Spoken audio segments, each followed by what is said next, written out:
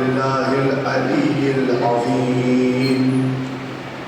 أعوذ بالله من الشيطان الرجيم. بسم الله الرحمن الرحيم. الحمد لله رب العالمين. الصلاة والسلام على أشرف الأنبياء والمرسلين سيدنا ومولانا ومولى الثقلين محبوب رب المشرقين جد الحسن والحسين أبي القاسم محمد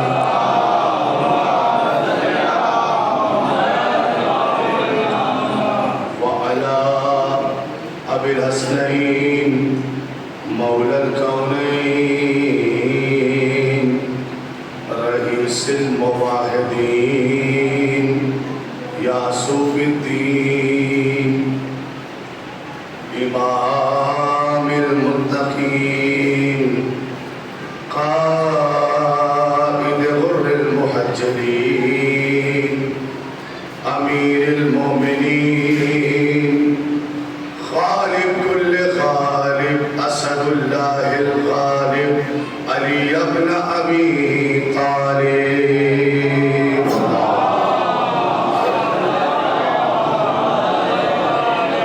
وعلى آل بيت النبوة ومعدن الرسالة.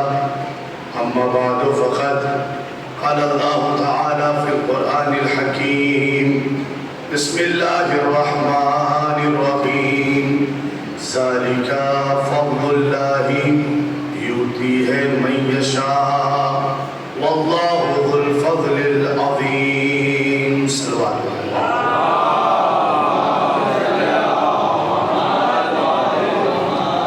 میں آپ تمامی حضرات سے معافی چاہتا ہوں. تھوڑا سا ٹرافک اور تھوڑا سا اس مقام پر اشرا خطاب ہو رہا ہے منصبیہ بھی. آج تھوڑا سا علماء کرام آ گئے اور بہت سارے مومنین آ گئے. 10 منٹ 5 منٹ 10 منٹ 5 منٹ وہاں سے نکلے, تھوڑا سا ٹرافک میں رکے. لیکن کل سے انشاءاللہ آپ اطمینان رکھیں کہ میں وہ چائے یہیں آ کے پی اور کل سے کچھ دیر انشاءاللہ نہیں. بہرحال 1447 ہجری کا آج دوسرا دن ہے اور کل کی گفتگو آپ کے ذہن عالیہ میں اگر محفوظ ہو تو وہیں سے میں آج بات آگے بڑھانا چاہتا ہوں.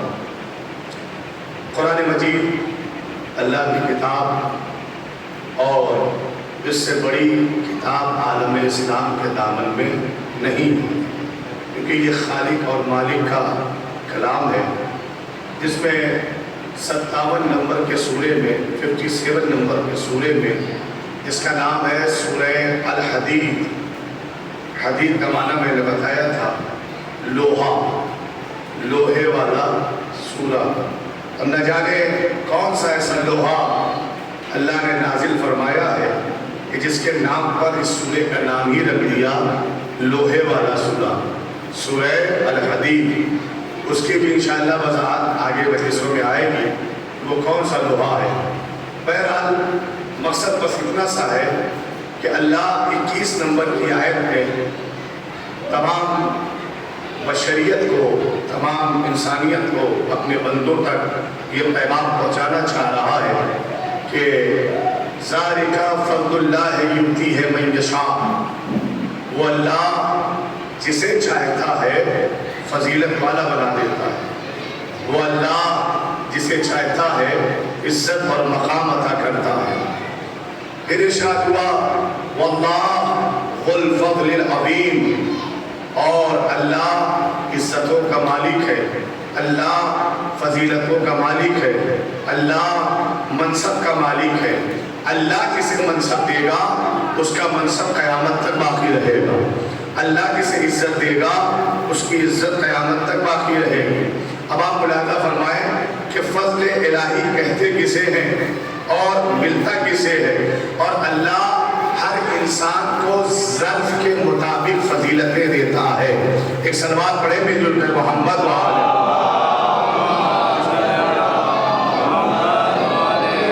ایک اور بیداری کے ساتھ صلوات پڑھیں.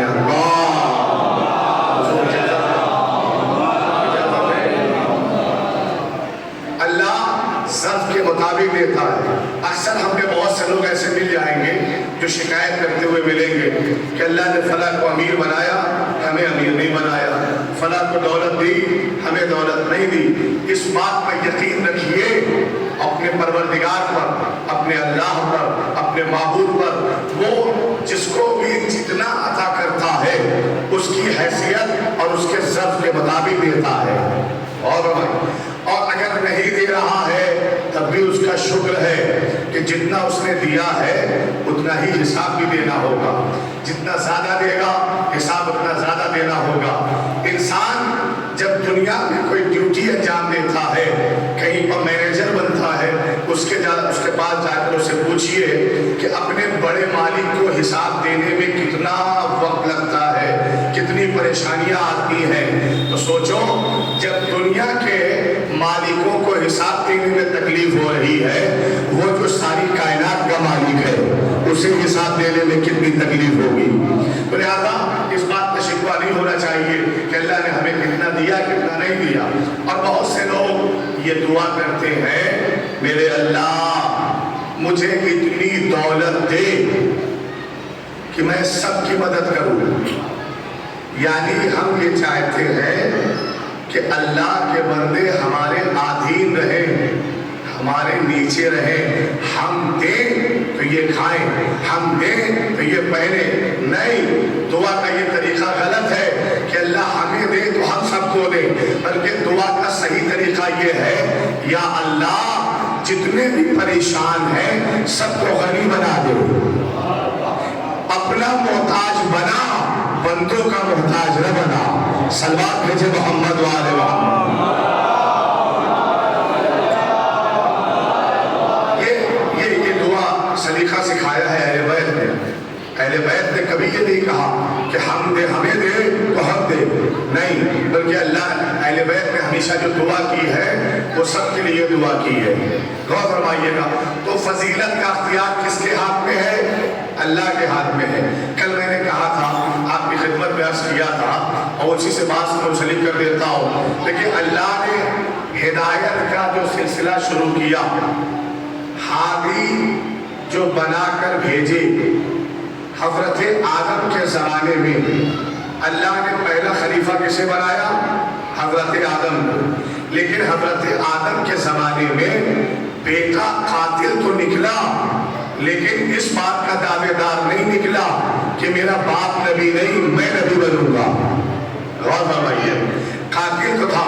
حضرت شیش آئے, حضرت نوح آئے, بیٹے باقی کو نکلے, لیکن انہوں نے نبوت کا دعویٰ نہیں کیا, انہوں نے خلافت کا دعویٰ نہیں کیا.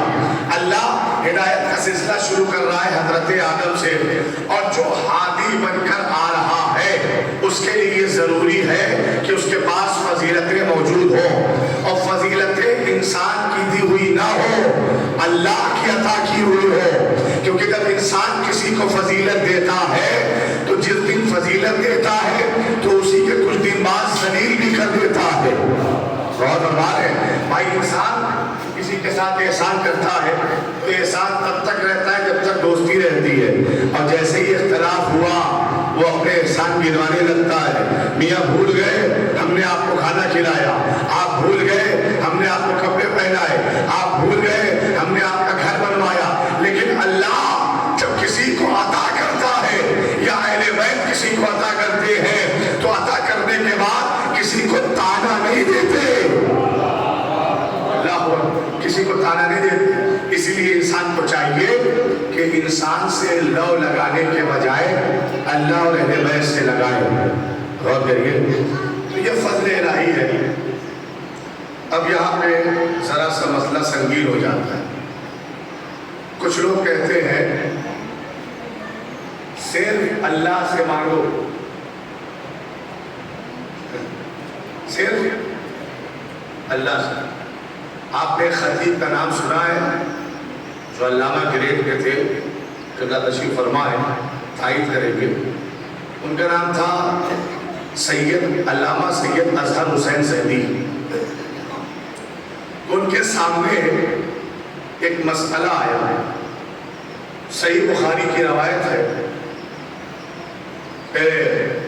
روایت یہ ہے بحث یہ چھڑی کہ قیامت کے دن حساب کون لے گا. قیامت کے دن حساب کون لے گا. اچھا غلطی مسلمانوں کی نہیں ہے. نہیں, جو انہیں بتایا جائے گا, جو انہیں سمجھایا جائے گا, وہ ان تک پہنچے گا. اب صحیح بخاری کی روایت یہ ہے کہ قیامت کے دن اللہ ظاہر ہوگا ایسے جیسے میں ظاہر ہوں, جسم کے ساتھ آپ ظاہر ہیں جسم کے ساتھ, ایسے اللہ ظاہر ہوگا.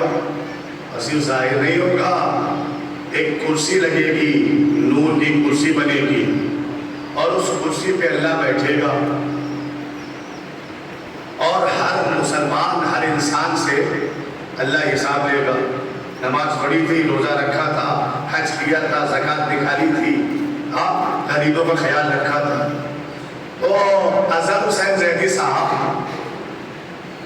بھائی ہمارا عقیدہ یہ ہے کہ جو جسم اور جسمانیت رکھے وہ مجبور ہوتا ہے, مختار نہیں ہوتا. اللہ جسم و جسمانیت سے مبرہ ہے. اللہ جسم کا محتاج نہیں ہے. اگر جسم کے عالم میں آ جائے تو اللہ اللہ نہ رہے. اللہ نہ رہے. کیا آپ نے سورہ بقرہ میں آیت الکرسی میں نہیں پڑھا بسم اللہ الرحمن الرحیم ولا یؤودہ حفظہما وہو العلی العظیم. ترجمہ کیا ہے؟ ہر مسلک کا ترجمہ یہی ہے جو میں پیش کرنے جا رہا ہوں. ارشاد ہو رہا ہے کہ اللہ کون ہے جسے زمین اور آسمان کی ذمہ داریاں تھکا نہ سکے, اسے اللہ کہتے ہیں. اور فرمائیے صاحب, توحید اہل بیت آپ کے سامنے پیش ہو رہی ہے. جسے زمین اور آسمان کی ذمہ داری تھکا نہ سکے اسے اللہ کہتے ہیں. اب بتائیں تھکاوٹ کہاں ہوتی ہے؟ کہ صاحب زیادہ پڑھ لیا دماغ تھک گیا, زیادہ لکھ لیا ہاتھ تھک گیا, زیادہ کھیتوں میں کام کر لیا تو جسم تھک جاتا ہے نا. تو تھکاوٹ کا احساس کہاں ہے؟ جہاں جسم ہے. تو جب اللہ جسم رکھتا ہی نہیں تو تھکاوٹ کا احساس ہی نہیں. اب صحیح بخاری کہتی ہے کہ اللہ جسم و جسمانیت کے ساتھ آئے گا, سب سے حساب لے گا. نماز پڑھی تھی, روزہ رکھا تھا. تو اظہر حسین زیدی صاحب کہتے ہیں ٹھیک ہے, ہم صحیح بخاری کی یہ روایت مان لیتے ہیں. اور جب میں قیامت کے دن اللہ کے سامنے جاؤں گا اور اللہ مجھ سے پوچھے گا کرسی پہ بیٹھ کر اظہر حسین زیدی تم نے نماز پڑھی تھی صبح کی؟ کہوں گا نہیں. کیوں نہیں پڑھی تھی؟ کہا یا اللہ جاگ رہا تھا, جیسے ہی فجر کا وقت ہوا نیند غالب ہوئی, سو گیا, نماز چھوٹ گئی. سو گیا تو نماز چھوٹ گئی, لیکن پلٹ کر یہ بھی اللہ سے کہوں گا کہ میں نے اسی آیت کا کرسی میں پڑھا ہے ولا سنۃ ولا نوم, اور اللہ وہ ہے جسے نہ نیند آتی ہے نہ اونگ آتی ہے. تو میں اللہ سے کہوں گا یا اللہ تو بندوں کی کیفیت کیا جانے, نہ تجھے نیند آتی ہے نہ اونگ آتی ہے, لہذا تو ہماری مجبوری نہیں سمجھ سکتا کہ نیند کسے کہتے ہیں. اور فرمائے بھائی دیکھیں ایکسیڈنٹ, اکثر ایکسیڈنٹ کیوں ہوتے ہیں کہ نیند آ گئی. تو اس کا مطلب یہ ہے کہ نیند کا تعلق بندوں سے ہے, اللہ سے نہیں ہے. تو میں یہ بہانہ پیش کر دوں گا, یا اللہ تیرے پاس تو نیند آتی ہی نہیں ہے, تو نے قرآن میں لکھا ہے. اور فرمائے اگر جسم ہے تو نیند آئے گی, اگر جسم ہے تو تھکاوٹ آئے گی. کہے گا تو نماز پڑھی, کھانے سو گیا تھا, تجھے نیند آتی نہیں. اب اللہ کہے گا چلو ٹھیک ہے کوئی بات نہیں, روزہ رکھا تھا, یا اللہ اتنی گرمی پڑ رہی تھی کیسے روزہ رکھتا, اور دن میں جا کے کام بھی کرنا تھا، اپنے بچوں کا پیٹ بھی پالنا تھا۔ تو کیا جانے کہ بچوں کا پیٹ پالنا کتنی مشکل کا کام ہے، کتنا مشکل کام ہے، اس لیے کہ تو نے قرآن میں خود کہا لم یلد ولم یولد، نہ تجھے کسی نے پیدا کیا، نہ تیری کوئی اولاد ہے، نہ تو کسی کی اولاد ہے، لہذا تو یہ درد نہیں سمجھ سکتا کہ اولاد کو پالنے والا کتنی مشکلات سے گزرتا ہے۔ تو اللہ یہاں بھی خاموش ہو جائے گا، پھر اللہ کہے گا یہ بتاؤ حج کیا تھا، زکوٰۃ نکالی تھی، وہ سارے جوابات ہوتے رہیں گے۔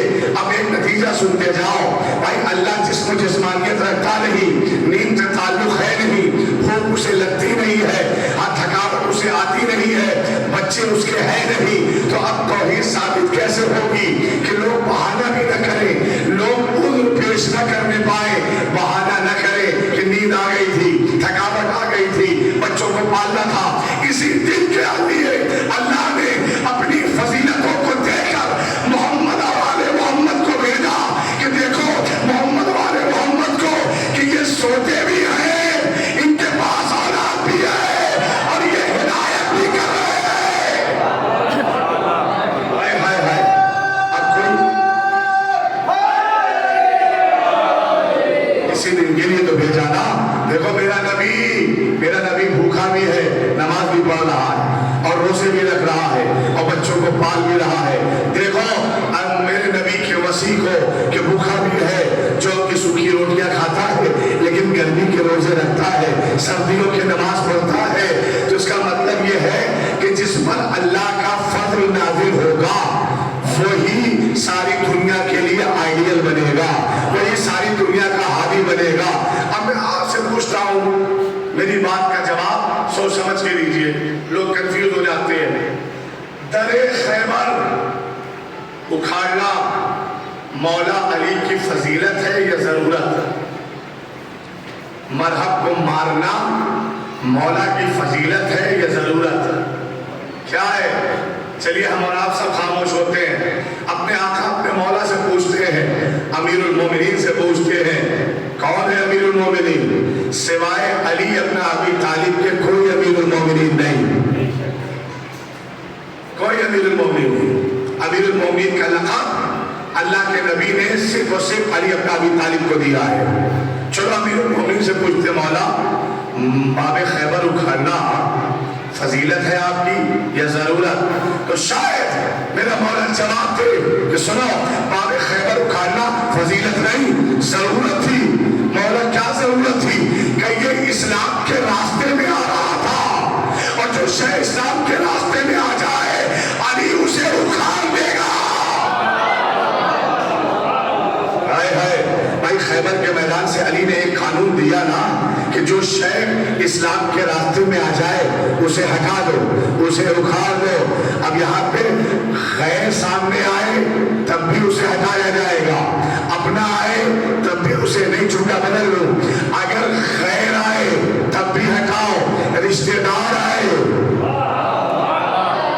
تب بھی ہٹاؤ۔ شاید اسی لیے جب جناب امیر نے مولا علی نے جیسے سب جنگوں میں شرکت کی ویسے ہی جنگ جمل میں بھی کی، سامنے چاہے رشتہ دار ہی کیوں نہ ہو، اگر اسلام کے مقابلے میں آئے گا تو علی اسے اکھاڑ پھینکے گا،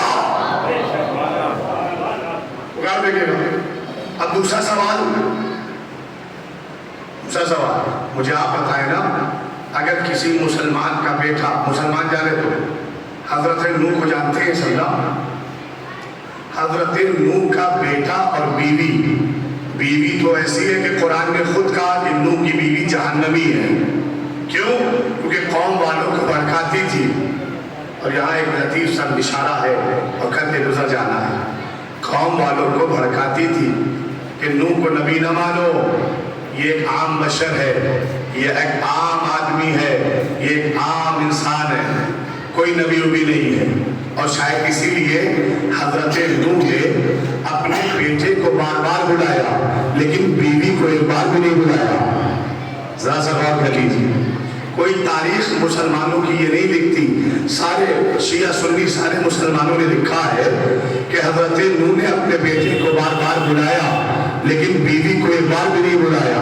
بیٹے کو کیوں بار بار بلا رہے تھے، بیوی بیوی کو بار بار کیوں نہ بلایا؟ ایک بار ہی بلا لیتے تو شاید یہ جواب ملے۔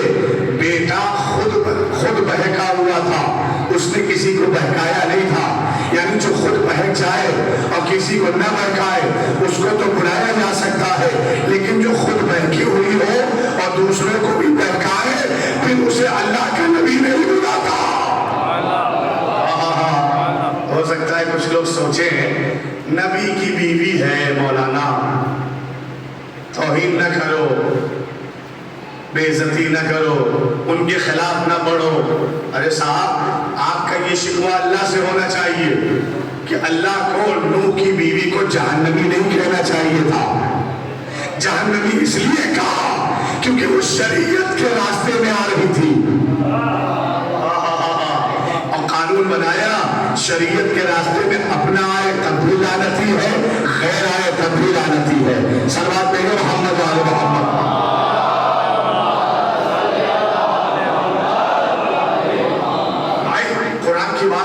سارے مسلمانوں کے لیے آخری فیصلہ ہے نا، شیعہ ہو یا سنی ہو سب ہمارے بھائی ہیں، سب کو قرآن ماننا پڑے گا۔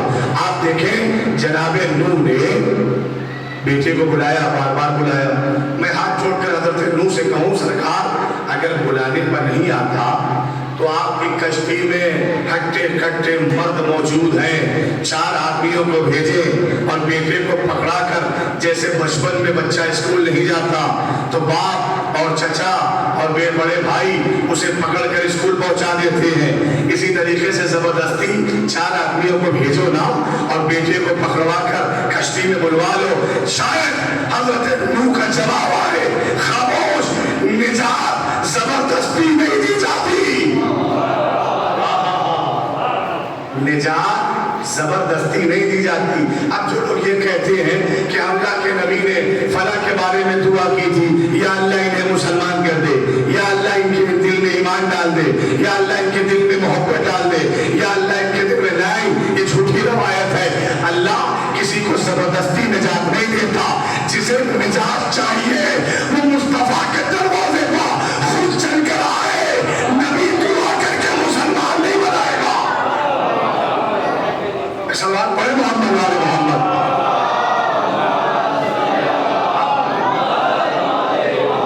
اچھا مجھے آپ بتائیں اگر یہ روایت صحیح ہے کہ اللہ نے فلاں فلاں صحابی کے بارے میں نبی نے دعا کی تھی ان کو مسلمان کر دے، ان کو مسلمان کر دے، ان کو مسلمان کر دے، تو جس کے بارے میں نہیں دعا کی وہ کل قیامت میں نہیں کہے گا یا اللہ میری غلطی کیا ہے، تیرے نبی نے میرے بارے میں دعا ہی نہیں کی، تیرے نبی نے میرے حق میں دعا کی ہوتی تو میں بھی مسلمان ہو جاتا۔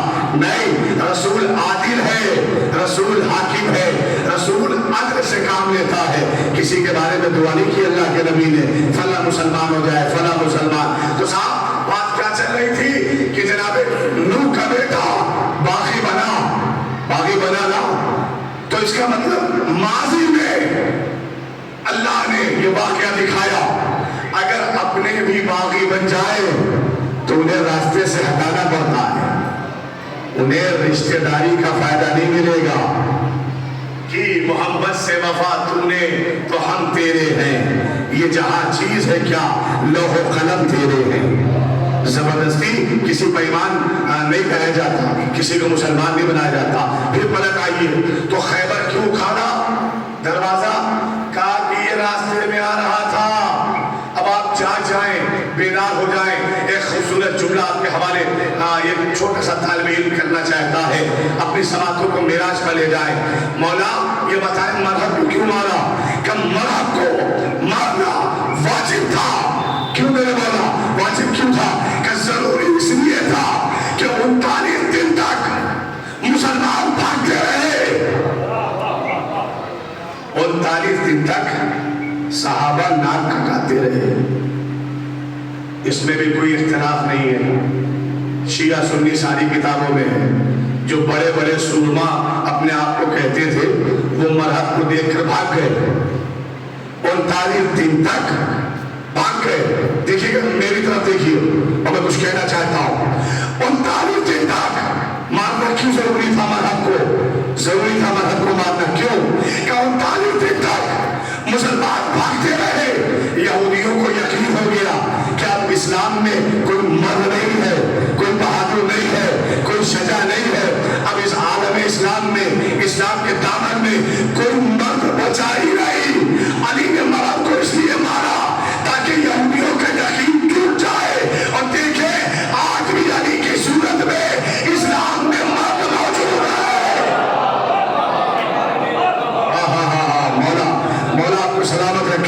بھائی ان کو یقین ہو گیا تھا جب 39 دن، ارے بھائی صاحب 39 دن کم ہے، 28 دن کا ریچارج کرتی ہے کمپنی، 300 روپیہ لے لیتی ہے، 28 دن دیتی ہے نا، 28 دن، ہاں یہ بھاگے 39 دن، ایک کم 40، 39 ڈیز فرار۔ اب یہودیوں کو یقین ہو گیا کہ اسلام میں جتنے ہیں سب بھاگنے والے ہیں، اور مرحب آرام سے لیٹ کر کبھی بکرے کھا رہا ہے، کبھی کباب کھا رہا ہے، کبھی کچھ انجوائے کر رہا ہے، اسے یقین ہو گیا تھا اب اسلام میں کوئی مرد نہیں ہے۔ لیکن جب مولا کائنات نے مرحب کو مارا، انتر کو مارا تو کو یقین ساری قوم پہ آ گیا کہ نہیں 39 دن جو آئے تھے وہ مسلمان اور تھے، یہ جو آج آیا ہے یہ جوان اور ہے، یہ مرد ہے۔ تو علی کے دو کو مارنے سے یقین بدلا کہ نہیں بدلا؟ ہاں ایمان بدلا کہ نہیں بدلا؟ اب یہودیوں کو پتا چل گیا کیوں مارا، ضروری تھا مارنا کیونکہ ان کے یقین کو توڑنا تھا نا۔ ان کو پتا چل گیا کہ مرد اسلام میں موجود ہے۔ اب میں 2025 کی تاریخ سے جوڑتا ہوں بھائی، جب 56 ملک امریکہ اور اسرائیل کے سامنے چپ ہے تو ایران اکیلے کیوں بولا؟ ہائے ہائے ہائے ہائے، بولو بولو بھائی، جب 56 ملک مسلمانوں کے امریکہ اسرائیل کے سامنے چپ تھے تو ایران کیوں بولا؟ کہ ایران اس لیے بولا تاکہ مرحب کی اولاد کو یقین ہو جائے کہ باپ زندہ تھا اور بیٹا زندہ ہے۔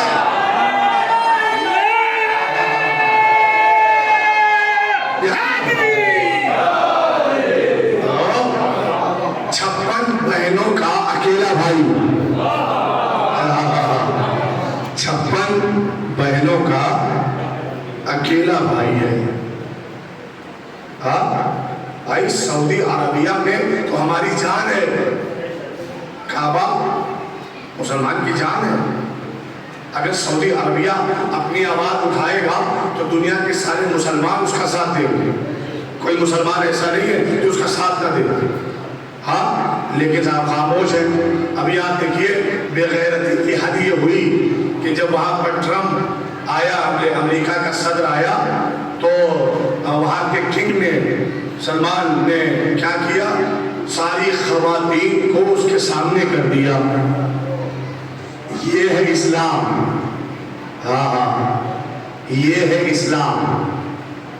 چراغ تلے اندھیرا، جہاں سے اسلام پھیلا وہیں پہ اسلام نہیں ہے۔ اور ہمارا 56 ملک خاموش ہے، ایران کا بولنا واجب ہو گیا تاکہ یہودیوں کو اس بات کا یقین ہو جائے کل بھی اسلام میں مرد تھے، آج بھی اسلام میں مرد موجود ہے۔ کل علی ابن ابی طالب کی صورت میں موجود تھے، آج ان کی نسل میں سید علی خاندانی کی صورت میں۔ ایک صلوات پڑھے گا محمد آل محمد۔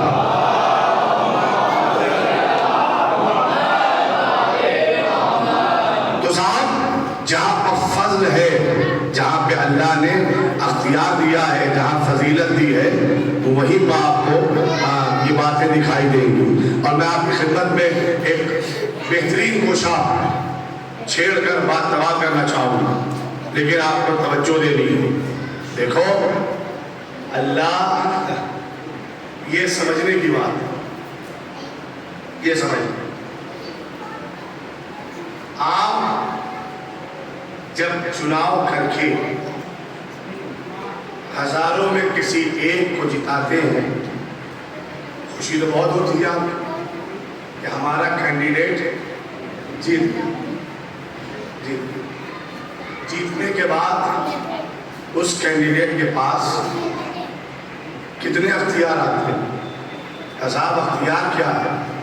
وہ بس سفارش کر سکتا ہے اپنے سے بڑے، پھر وہ بڑا اس سے بڑا، اس سے بڑا، ٹھیک ہے، سفارش کر سکتا ہے نا، یہ کام کروا دو، وہ کام کروا دو، وہ کام کروا دو۔ بہت زیادہ کرے گا، ہاتھ پیر جوڑ لے گا، اگر یہ کام نہ کروایا تو میرے چھیتر کے لوگ میرے مخالف ہو جائیں گے.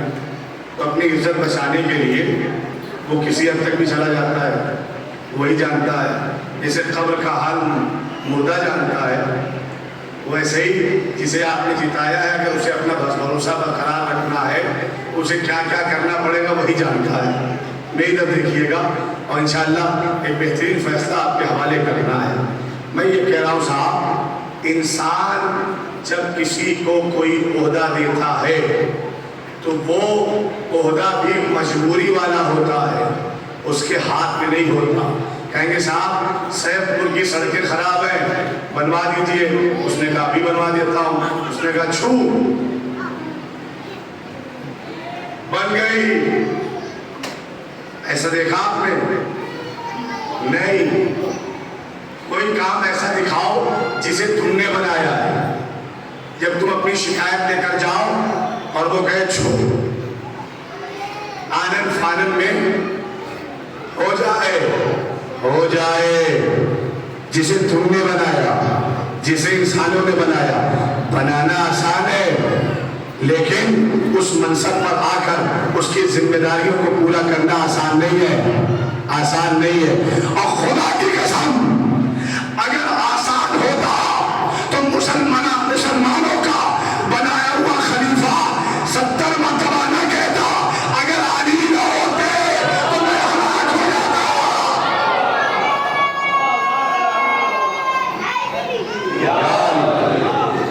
70 مرتبہ. دیکھو محمد صالح کشفی نے جو کتاب لکھی ہے اس کا نام ہے کوکب دری. اہل سنت والجماعت کے عالم ہیں.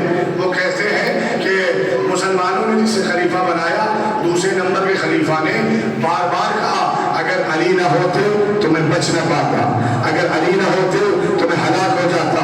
اب ذرا سا عقل سے فیصلہ کریے بھائی، جو خلیفہ کو بچا سکتا ہے وہ تمہیں بھی بچا سکتا ہے. غور کر رہے آپ؟ تو صاحب انسان جسے بنائے گا وہاں مجبوری پائی جائے گی. انسان جسے بنائے گا وہاں اختیار نہیں ہوگا. انسان جسے بنائے گا وہاں پر عاجزی کا اظہار. اب میری طرف دیکھیے گا، انسان کو جانے دو، چلو معصوم نبیوں کی طرف. مجھے بتاؤ اللہ نے 1,23,999 نبی ہمارے سرکار کو چھوڑ کر 1,23,999 نبی ہے نا، حضرت آدم علیہ السلام سے لے کر حضرت عیسیٰ تک. مجھے بتاؤ نا کہ جو اختیار اللہ نے اپنے حبیب محمد کو دیا کیا اور کسی نبی کو دیا؟ کہیں گے مثال. چلو قرآن سناتا ہوں. قرآن اللہ نے تمام نبیوں کو فضیلتیں دی، اپنے فضل سے نوازا. ایک نبی جن کا نام ہے حضرت صالح. قوم بڑی بدتمیز تھی. واقعہ سنایا، مجھے بات نتیجے تک جانا ہے. بڑی بدتمیز قوم. کبھی کہتی تھی یہاں سے پانی نکالو تب نبی مانیں گے، یہاں سے یہ کر کے دکھاؤ تب نبی مانیں گے. اور ایک دن تو ایسا آیا، قرآن کہتا ہے کہ بگڑی ہوئی امت اپنے نبی حضرت صالح کے پاس آئی اور کہنے لگی کہ صالح ہم تمہیں نبی مان لیں گے. کیسے مانو گے؟ کہا یہ پہاڑ دیکھ رہے ہو، آپ انگلی کا اشارہ کرو، دیکھنا اپنے نبی کی عظمت دیکھنا، جو سب سے بڑا نبی ہے، جو سب سے بڑا اللہ کا بندہ ہے، اس سے بڑا کائنات میں کوئی نہیں. سب سے بڑے نبی، اور اگر کوئی بڑا ہے تو نبی کے بعد ہے. خام پر الزام لگا دیتے ہیں یہ تو مولا علی کو بڑا بنا دیتے ہیں، رسول اللہ کو چھوٹا بنا دیتے ہیں. خدا لعنت کرے ایسے انسان پر کہ جو نبی کو چھوٹا بنائے. بتاؤ ہماری قوم میں کبھی کسی نے کہا ہو کہ نبی ہمارے بھائی ہیں؟ کبھی کسی نے کہا ہو کہ نبی تو ہم جیسے ہیں؟ جب بھی آواز اٹھی دوسرے خیمے سے اٹھی، انہوں نے بھائی کہا، انہوں نے اپنا جیسا کہا۔ نہیں، ہمارے عقیدے میں سب سے بڑا کون؟ اللہ۔ اللہ کے بعد سب سے بڑی مخلوق کون؟ ہمارا آپ کا نبی۔ صالح کے پاس، حضرت صالح کے پاس قوم آئی اور آنے کے بعد کہتی ہے اس پہاڑ کی طرف اشارہ کرو، اور یہ پہاڑ پھٹے اور پہاڑ کے درمیان سے ایک سرخ بالوں والی اونٹنی نکلے اور اس کا دودھ پیتا ہوا بچہ بھی نکلے۔ حضرت صالح کبھی قوم کو دیکھتے ہیں، کبھی اوپر دیکھتے ہیں، اے میرے اللہ یہ کیسے ڈیمانڈ کر رہے ہیں؟ خاموش تھے کہ جبرائیل آئے۔ حضرت صالح اللہ کا فرمان یہ ہے چپ نہ رہو، انہیں جواب دو۔ اگر خاموش رہو گے تو ان کے یقین میں اضافہ ہو جائے گا، لہذا جواب دو تاکہ ان کا یقین ٹوٹے۔ کیا جواب دو؟ کہ اللہ کہتا ہے کہ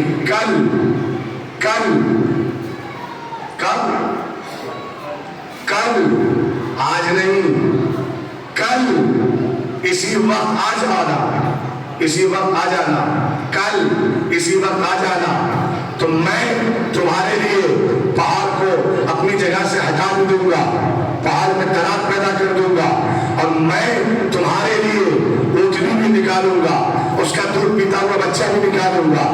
آج نہیں کل، آج نہیں کل۔ ہاتھوں کو جوڑ کے کہو حضرت صالح آج کیوں نہیں، آج ہی کر کے دکھاؤ نا۔ کہ تم نے سنا نہیں، اللہ نے کہا ہے کل جب میں انہیں بلاؤں گا تب اللہ مجھے اختیار دے گا، مجھے فضیلت دے گا، مجھے اللہ قوت دے گا، میری انگلیوں میں اللہ طاقت ڈالے گا۔ کل جب میں آؤں گا تو اللہ اختیار کر دے گا۔ اگر ہمیشہ اختیار ہوتا تو کل کا وعدہ نہ کرتے، آج ہی کر کے دکھا دیتے نا۔ اس کا مطلب پھر قوم کو بلایا، کل کا وقت آیا، قوم آ گئی، اب جبریل پھر آئے کہ ہاں حضرت صالح اللہ نے اپنا امر تمہاری انگلیوں میں ڈال دیا، اللہ نے اپنا پاور تمہاری انگلیوں میں ڈال دیا، انگلی اٹھاؤ، انگلی کا اشارہ کرو، پہاڑ بھی پھٹے گا، اونٹنی بھی نکلے گی، اس کا دودھ پیتا ہوا بچہ بھی نکلے گا۔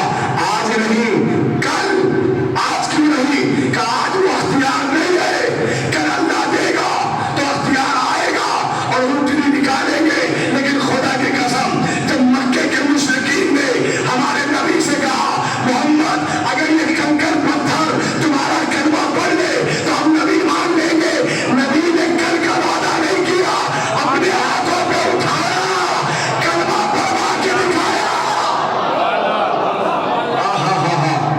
اس کا مطلب یہ ہے ہمارا نبی اور اس سے پہلے آنے والے نبی اور یہی وہ نبی ہے جو 24 آورز اللہ کے دیے ہوئے پاور کو اپنے پاس رکھتا ہے، اللہ کی طاقت کو اپنے پاس رکھتا ہے۔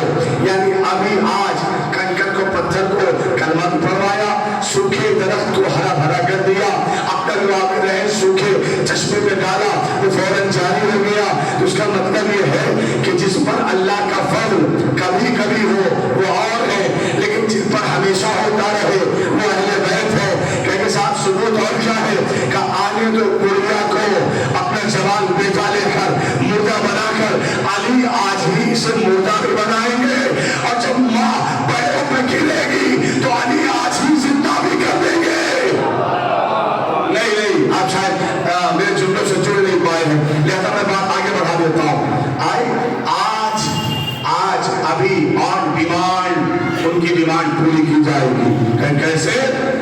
کم مرد بلخی چوتھے امام حج میں گئے تھے، حج کر کے امام اپنے نانا رسول اللہ کی حجرے میں بیٹھے کھانا نوش فرما رہے تھے، اور سب چائنے والے سب بیٹھے کھانا نوش۔ جب امام کھانا کھا چکے، امام نے دیکھا کہ دروازے پر ایک انسان کھڑا ہے جس کا سر جھکا ہوا ہے۔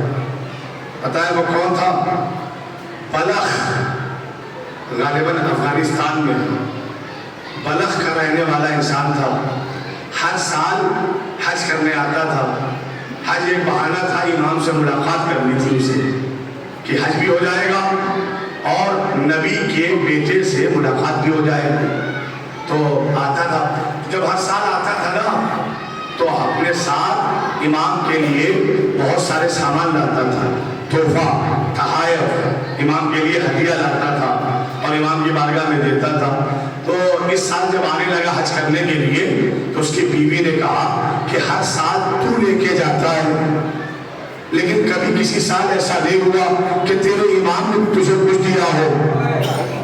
تو مرد بلخی کہتا خاموش خاموش ہو جا. کہا کیوں؟ کہ اس لیے کہ تو ہزاروں کلومیٹر بیٹھ کر جس امام کے بارے میں بات کر رہی ہے وہ امام دیکھ بھی رہا ہے، سن بھی رہا ہے. امام ہوتا ہی وہ ہے جو کسی گوشے میں بیٹھا ہو، چاہنے والوں کی آواز بھی سنتا ہے، چاہنے والوں کو دیکھتا بھی ہے، نگرانی بھی کرتا ہے. اچھا بیوی کو چپ کرا دیا. اب یہ تحفے تحائف لے کر آیا، شرمندہ کھڑا ہے کہ جو بیوی نے کہا ہے امام کو پتہ چل گیا ہوگا. امام عالم الغیب ہے، اختیار الہی کے مالک ہے. چھپ سا جھکائے کھڑا تھا. امام علیہ السلام نے اپنے غلام کو ہٹایا کہ آج تو ہاتھ نہیں دھلائے گا، ہٹ جا. کہ پھر کون دھلوائے گا؟ کہ وہ جو بلخ سے ہمارا چاہنے والا آیا ہے اسے بلاؤ. امام کے قریب آیا، پھر سر جھکائے ہوئے ہے. امام نے کہا سر اٹھا، جو شکایت تیری بیوی نے کی ہے آج ہم اسے دور کر دیں گے، آج دور کریں گے. دیکھو کہ جن پر ہمیشہ فضل الہی کی بارش ہوتی ہے نا وہ کل کا وعدہ نہیں کرتے، وہ آج دکھاتے ہیں. کہ مولا کیسے دور کریں گے؟ کہ اٹھا پانی اور اپنے امام کے ہاتھ دھلوا. اب اس نے اپنے امام کے ہاتھ دھلوانے شروع کیے نا. امام کو کہتے دشت میں کیا ہے؟ کہتا مولا پانی ہے. کہ غور سے دے. کہ اس نے غور سے دیکھا نا تو امام کے ہاتھوں سے مس ہو کر پانی جب دشت میں گر رہا تھا تو پانی نہیں تھا بلکہ ہیرے جواہرات گر رہے تھے، ہیرے جواہرات گر رہے تھے.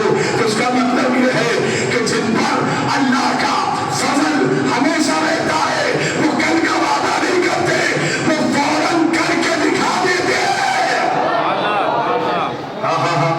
وہ فوراً کر کے دکھا دیتے ہیں. 2 مثال ہو گئی، تیسری بھی سنیے. آنے دو 8ویں علی کو بادشاہ کے دسترخوان پر. امام علی رضا آئے دسترخوان پر بادشاہ کے. اس نے ہندوستان سے جادوگر بلوایا تھا، ہندوستان سے جادوگر 8ویں امام کے لیے کہ جب علی رضا دسترخوان پہ بیٹھے نا تو پھر تم اپنا جادو شروع کر دینا. امام نے لقمہ توڑا، جادوگر نے اسے ہوا میں غائب کر دیا. امام نے کہا جو بھی ہے اپنے آپ کو سنبھال، ٹھہر جا، یہ گستاخی نہ کر. پھر دوسری بار اس نے وہی غلطی کی. امام نے کہا سنبھل جا، ٹھہر جا. پھر تیسری بار اس نے غلطی کی. تو ابھی اسی وقت جب اس نے گستاخی کی امام علی رضا نے سامنے ٹنگے ہوئے قالین پر بنے ہوئے شیر کو اشارہ کیا کہ تیرے امام کی بے حرمتی ہوتی ہے اور تو وہاں دیکھ رہا ہے. امام نے ابھی کہا، ابھی شیر نکلا اور فوراً اس نے جادوگر کو نگل لیا. اس کا مطلب یہ ہے کہ جہاں پر فضل الہی کی بارش ہوتی رہے گی وہاں کر کا وعدہ نہیں ہوگا، وہاں معجزے فوراً دکھائے جائیں گے. ایک صلوات بھیجے محمد والے محمد.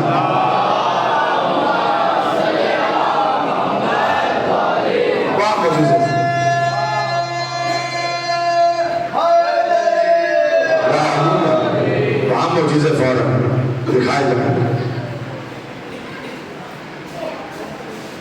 کیا کیا نہیں کیا اللہ کے رسول نے امت کے لیے. اللہ نے اپنی رحمت بنا کر جسے بھیجا وہ محمد مصطفیٰ جو سارے عالمین کے لیے رحمت بن کر آیا، فضل الہی کو لے کر آیا، جس نے نجاسات کے دلدل میں پھنسے ہوئے انسانوں کو نکال کر طہارت کے سمندر میں لا کر غوطہ لگوایا. یزکیہم نفسوں کا تزکیہ کرتا رہا۔ عزیزو، جس محمد نے کانٹوں پہ چل کے انسانیت اور انسانوں کو گمراہ ہونے سے بچایا، اسی امت نے اس گھرانے کے ساتھ کیا کیا؟ جس کے لیے اللہ نے اجر رسالت کے طور پر معدت کو واجب فرمایا، وہ نبی جو امت کے لیے پتھر بھی کھاتا رہا، وہ نبی جو امت کو بچانے کے لیے کانٹوں پہ چلتا رہا، اس کی اولاد کربلا میں 3 دن کی بھوکی اور پیاسی رہی۔ آج 2 محرم ہے، ذرا سا اپنے آپ کو آمادہ کریے۔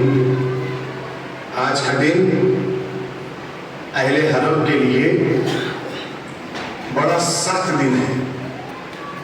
کیوں؟ کیونکہ آج اس زمین پر پہنچے ہیں جسے کرب و بلا کہتے ہیں۔ جب یہ قافلہ 2 محرم کو والد کربلا ہوا، سواریاں آگے نہیں بڑھتی، رہوار آگے نہیں بڑھتا، امام نے ایک کے بعد دوسرا، دوسرے کے بعد تیسرا، کئی گھوڑے بدلے امام نے۔ کیا امام کو پتہ نہیں تھا یہ کربلا ہے؟ امام کو معلوم تھا کربلا ہے، لیکن دنیا والوں کو دکھانا تھا کہ دنیا والوں دیکھو، ہمارے گھر کے جانور اتنے باشعور ہیں جو اپنی منزل جانتے ہیں۔ بنی اسد کے ایک بزرگ کو بلایا، بتاؤ اس زمین کا نام کیا ہے؟ حضور، اس زمین کو نینوا کہتے ہیں، اور کوئی نام کا اسے شط فرات بھی کہتے ہیں، اور کا اس بستی کا نام نینوا بھی ہے، شط فرات بھی ہے، اور ماریا بھی ہے۔ اس کا اصل نام کیا ہے؟ اصل نام بتانے سے پہلے بنو اسد کے اس بزرگ نے امام حسین سے کہا، اے آقا حسین، اس زمین سے جتنی جلدی ہو سکے کوچ کر جائے، آقا اس زمین کو چھوڑ دے۔ امام نے فرمایا کیوں؟ کہا اس لیے کہ جو بھی اس زمین پر آ کر بسنے کی کوشش کرتا ہے نا، ہم نے دیکھا ہے کہ اسے چین و سکون نہیں ملتا، وہ مصیبت میں مبتلا ہو جاتا ہے۔ سال بھر تم نے انتظار کیا محرم کا نام، لہذا کسی طرح کی کوئی کوتاہی، کسی طرح کی کوئی کمی نہیں ہونا چاہیے پرساداری میں۔ عزادارو، بنو اسد کا وہ بزرگ آدمی کہتا ہے چلے جائیں۔ امام نے کہا اس کا نام بتاؤ۔ اے فرزند مصطفیٰ، اے نبی کے بیٹے، اس زمین کو کرب و بلا کہتے ہیں۔ کربلا کا نام آنا تھا کہ محملوں میں بیٹھی ہوئی سیدانیاں رونے لگی، جناب زینب کے رونے کی آواز بلند ہوئی۔ زینب کیوں رونے لگی؟ اس لیے کہ اپنے بابا سے سنا ہے کہ کربلا میں کیا ہونے والا ہے۔ یہی وہ زمین ہے جہاں گود کے پالے مارے جائیں گے، یہی وہ زمین ہے جہاں 6 مہینے کا علی اصغر تیر کھائے گا، یہی وہ زمین ہے جہاں 18 برس جسے زینب نے پالا ہے نا، وہ سینے پر بچی کھا کر اس دنیا سے کوچ کر جائے گا۔ جزاکم اللہ خیر الجزا۔ اللہ کو کوئی غم نہ دے سوائے غم کربلا کے۔ سن لو پوری روایت مجلس تمام ہو جائے گی۔ عزیزو، کربلا کا نام سن کر سب روئے، لیکن میرا دل کہتا ہے کہ ایک شخصیت میں آنسو نہیں بہائے ہوں گے، وہ ہے مولا عباس۔ میرا دل کہتا ہے کہ آقا عباس مسکرائے ہوں گے، خوش ہو گئے ہوں گے۔ کیوں؟ کہ اس لیے کہ 32 سال مولا عباس نے اس زمین کا انتظار کیا ہے۔ جب جب عباس تہوار نکالتے تھے نا تو آقا حسین کہتے تھے بھیا کربلا نہیں ہے، بھیا کربلا نہیں ہے، اب تو عباس بھی ہے، کربلا بھی ہے۔ جزاکم اللہ، جزاکم اللہ۔ جلدی جلدی خیمے لگائے گئے، فرات کے کنارے لگائے گئے۔ جو خیمے لگ گئے نا، سنو گے جملہ، خیمے لگ گئے نا، دن غروب ہوا، جیسے ہی سورج کا غروب ہونا تھا کہ کوئی بیوی ہے جو پس خیمہ رو رہی ہے، کریا فرما رہی ہے. جناب زینب مصلی پر تھی اور رونے کی آواز آپ کے کانوں میں آ رہی تھی. نماز تمام ہوئی نا تو شب ہو چکی ہے، رات ہو چکی ہے. اپنے بھیا حسین کے خیمے میں آئی اور آپ نے کہتی ہے بھیا یہ کیسی زمین ہے؟